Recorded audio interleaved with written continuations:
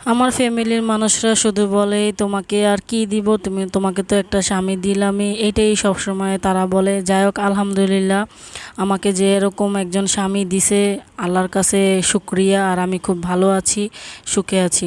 আসসালামু আলাইকুম, কেমন আছেন সবাই? এই তো আমি সকালবেলা নাস্তা করার জন্য চাটা বানিয়ে নিচ্ছি। আর এখানে আয়শাকে আর রাইসাকে খাওয়ায় ফেলেছি। আর আয়শার জন্য খাবার নিলাম, আয়শাকে খাওয়াবো। আর হচ্ছে আমি চাটা বাগরখানি দিয়ে খেয়ে নিচ্ছি। আর আজকে মাসুমার আব্বু খুবই আগে আসছে, সকালে আমার নাস্তা করার আগে আসছে। আর এই তো মাসুমার আব্বু কিছু খাবার নিয়ে আসছে বাচ্চাদের জন্য। আর এখানে আমি রাইসাকে খাবারটা দিয়ে দিলাম, ও ঘুমাচ্ছে। আর আয়শামণিকে দিছি, আয়শামণি স্যান্ডউইচ খাচ্ছে। আর এই তো আমি আয়শামণিকে বললাম যে তুমি ডিমটা খেয়ে নাও। ও ডিম খেতে চায় না, তাও আমি জোর করলাম, বলছি খেতে, তাও জোর করার পরে তারপরে ও খাচ্ছে। এই তো ওকে আমি